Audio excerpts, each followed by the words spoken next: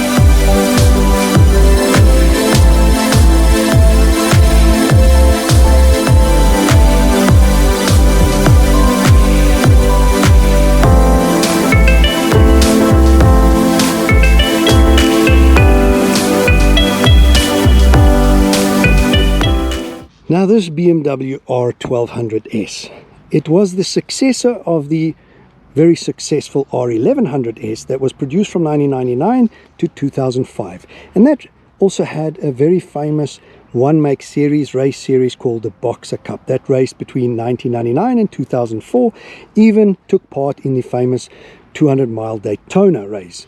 And there they also produced 2 limited editions, the Randy Mamola and also the Boxer Cup limited edition. Those could be future classics because of their limited production run. However, then at the end of that production run in 2005, they produced this successor model, the R1200S. Now what they did, the objective was to create the most powerful boxer motor ever produced, which they did in this one, 122 horsepower. You have the iconic kidney grille in front, the asymmetric headlight, which is very famous now because of the S1000RR, and the unmistakable BMW boxer motor, shaft drive, single-sided swing arm, and the under-seat exhaust. The objective also by BMW to achieve the perfect synthesis between sportiness, everyday riding, and the aim was not to build a superbike or a super sport bike. It was supposed to be a relaxed seating position, effortless riding and enjoyment, even if you want to run longer distances. Now the slender waist on this gave it the perception that it is quite a low bike, but it is fairly tall at 830 millimeters. And I think in all of that, this is where this bike got a little bit lost, because it didn't fit into any category. It wasn't a super bike, it wasn't a super sport, it wasn't a tourer. Was it a sport tourer? It ended up being 2-track focused with this new chassis of the trellis frame and the most powerful boxer. And I think that's where its production run was curtailed at 2 years, because the same year in 2007, when this was ended, did they launch and introduce the BMW HP2 Sport to the public. And that was a really track focused, let's call it endurance homologation racer, all carbon body, and really the HP adjustable on a cam, footrests, levers, gear levers, foot levers, and all the niceties. I have done an episode because I own one of those in the Route 21 collection. I'll blend that in at the end. So this bike really was the transition between the Boxer Cup races and then let's call it a street race at the time. This was the early precursor to the S1000RR Superbike. This was the Superbike for BMW at the day, if you want to call it. And only produced for 2 years. So a limited production run, and now already talking 16 years later, it is quite difficult to find a clean one. So I do believe these are future classics and will grow in value should you find and have a clean one. The beauty with these bikes is with the boxer motor, they're super reliable, they run forever, and they're fairly inexpensive to maintain. So inexpensive if you compare them to some of the opposition, if you want to call it. This boxer motor is reliable, been around forever and just been perfected over the years. So at the time, 2006, the most powerful boxer ever to be produced by BMW. When it comes to putting this up against the competition, I don't think there's a competition. I cannot think of a bike to put in its class or category. However, this bike is its own little niche, and thereby creating its own future value on it, what it is. So being a track focused replica, if you want to call it, and a step up from the successful Boxer Cup races, the R1200Ss, you shed 13 kilograms with a trellis frame.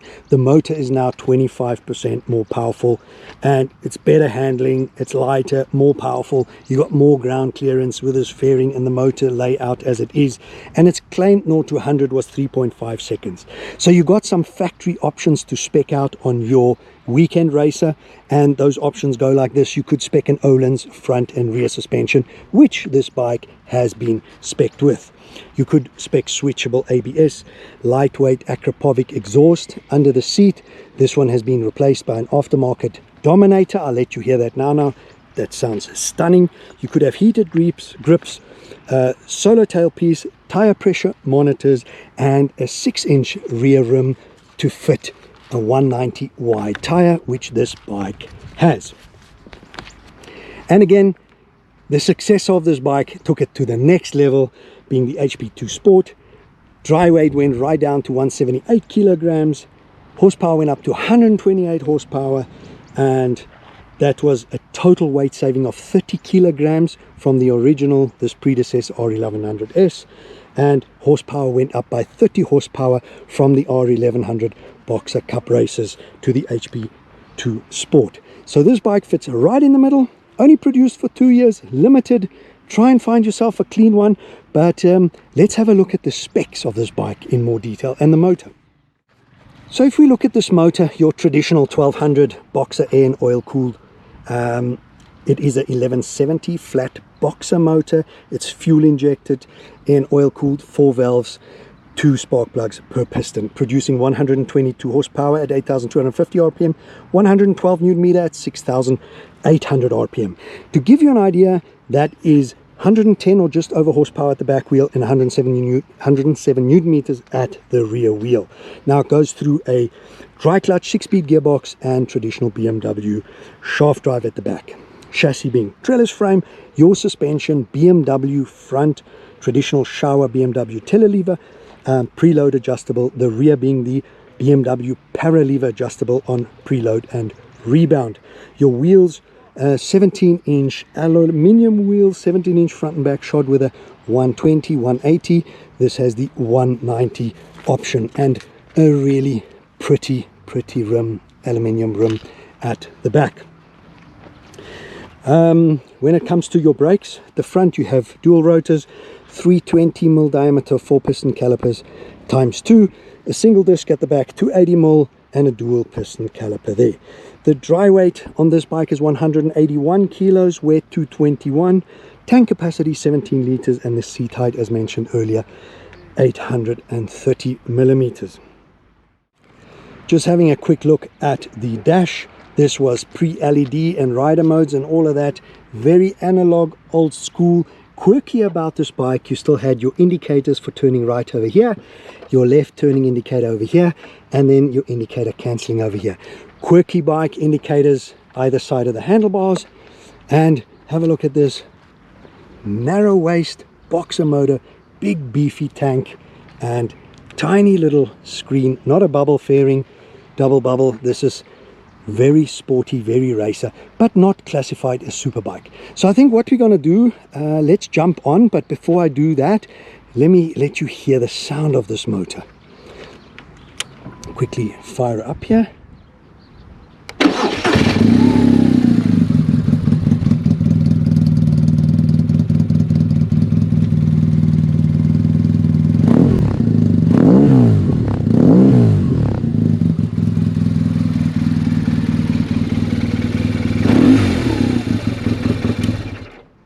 So I think now let's jump on and go for that ride.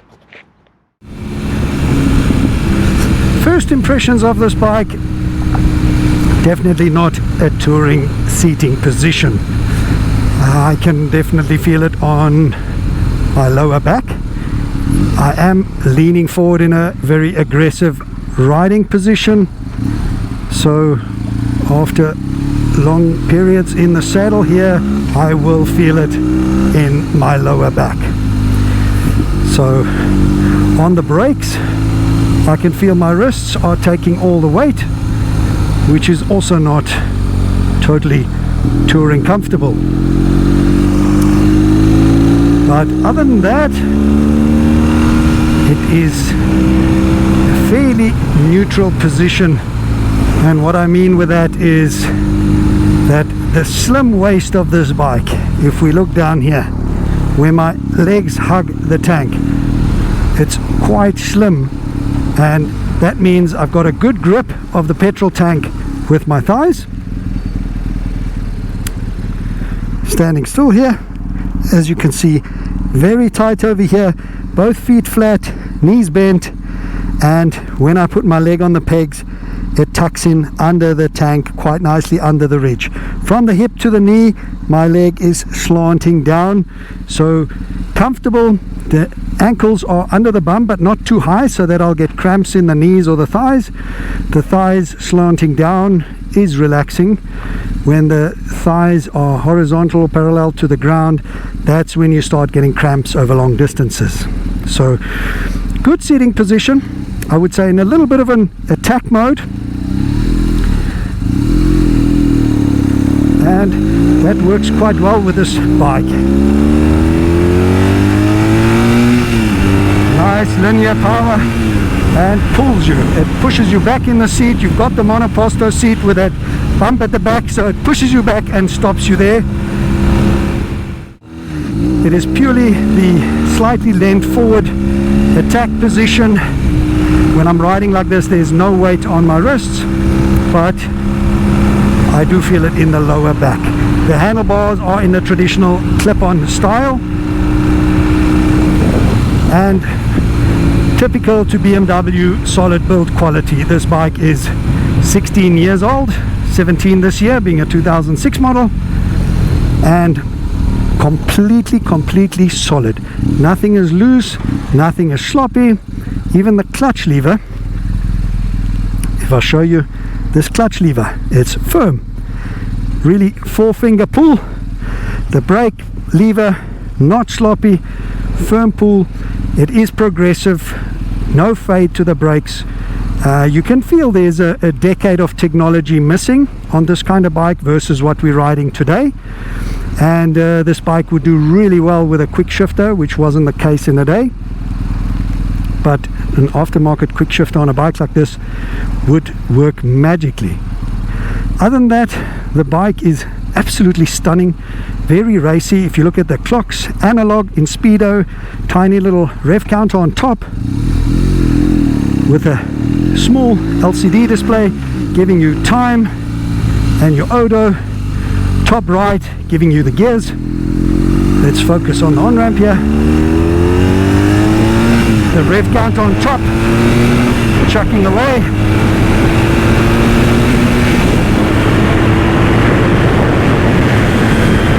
Ooh, you quickly get into dangerous speeds, tucking in here.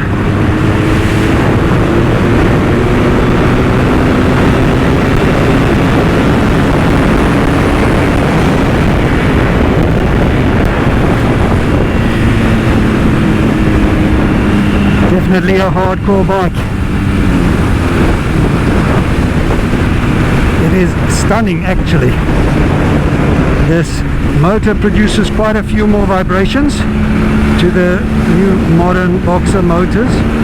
You feel them mainly through your handlebars, the grips over here, the minimal vibrations through your feet and the foot pegs. You have the rubber inserts on the foot pegs, so that eliminates quite a bit of it. But in the handlebars you can feel it. You can even feel when it's time to shift. However, that sound of that exhaust is crisp, it's beautiful, it's stunning. If you look at this tiny little windshield up front, I mean, that gives you wind protection between your waist and your chest, not much more. But when you get into that tucked Superbike position, you tuck in, your arms even fit in here, your arms fit in, your bum against the stop at the back, and you just roll on and she runs. Here you go. No changing up gears, just open up. And that's how crazy. So that is not what I call a touring bike, but sporty, very, very sporty. And it's unbelievable that BMW could make a Boxer oil and air cooled that powerful. It's just a great motor. I love it. As I mentioned earlier, they are fairly inexpensive if you compare them to some of the exotic oppositions motors for maintenance. Also, these motors have been proven over decades, and they are fairly indestructible. If you stick to your maintenance plan, these motors will run forever and are close to indestructible. So all round good package, good value for money offering. And if you look at this, slow speeds with a clutch operation, it's not sloppy. I know exactly where the bite point is.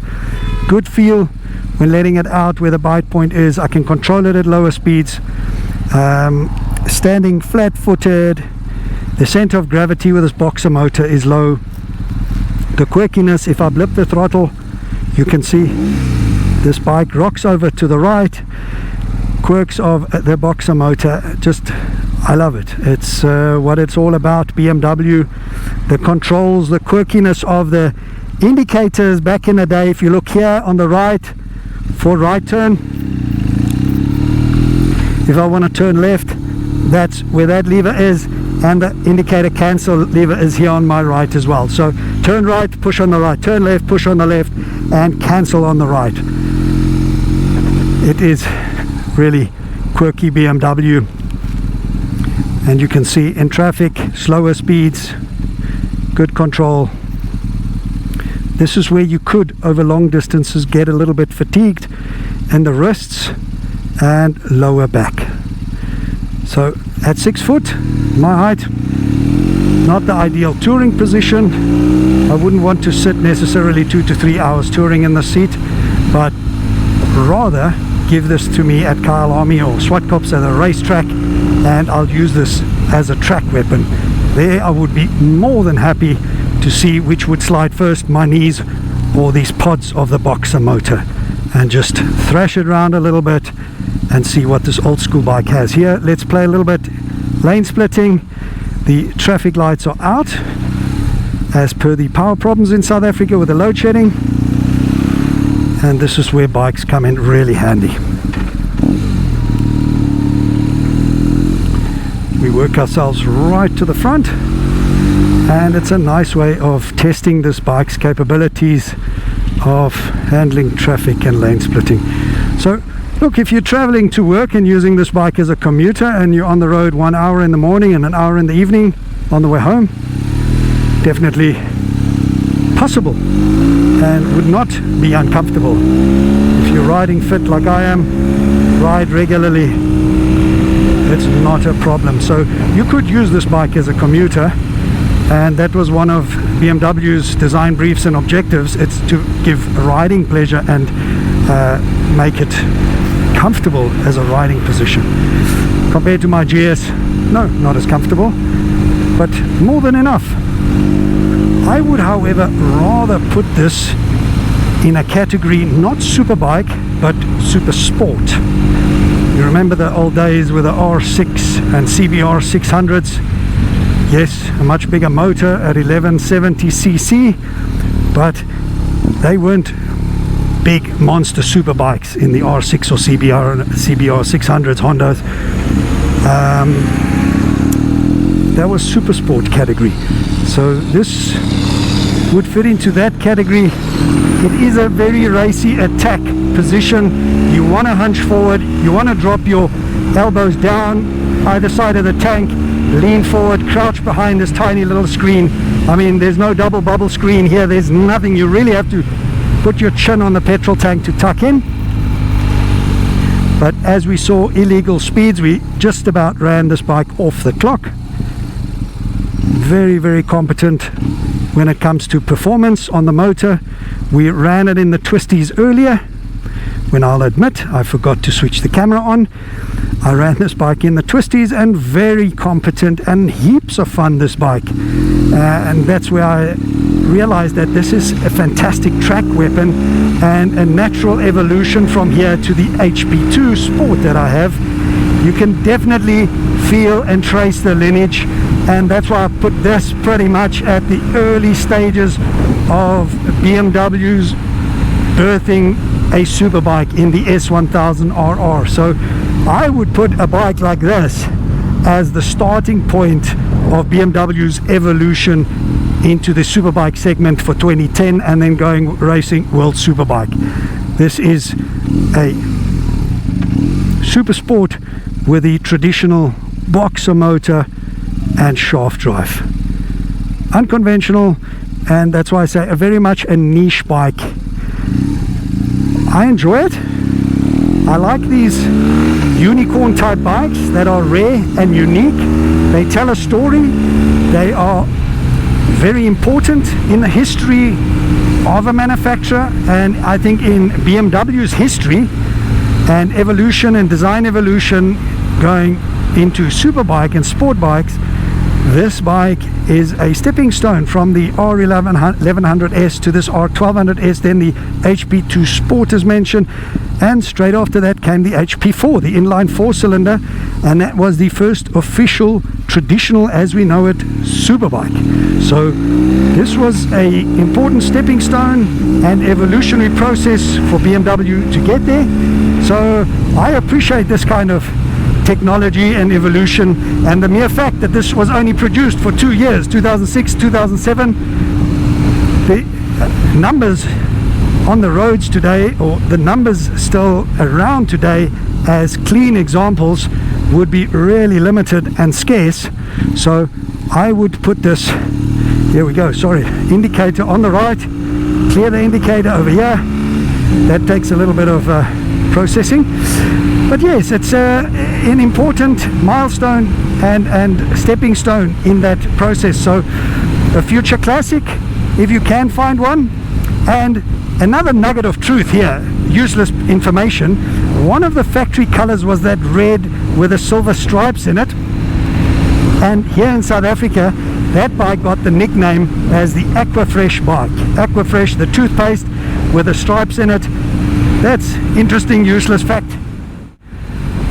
So all round, what more can I say about this motorcycle? But I love this kind of unicorn bike. It is raw, it's hardcore, it's a good handler, it has good solid power, it has the raw vibrations, it is fairly light and nimble, it is therefore a good handler, and I really enjoy it. Hardcore, you do feel the generations of aging in the bike when it comes to technology of braking and so forth. However, absolutely fun, spectacular, beautiful. And when it comes to my personal private collection in the Route 21 collection, I would say, should BMW find me one, I would definitely be a taker for one of these. Guys, I hope you enjoyed this episode and the review of the BMW R1200S with me, a unicorn bike. Again, thank you very much to Trishan Nadar for the heads up on this bike. A future classic, just like the BMW R90T Racer. Guys, please, if you enjoyed it, hit that like button, give me a thumbs up, and most important of all, please hit that subscribe button to help me build the channel, and if you like, the reminder bell so you always know when I'm uploading new content.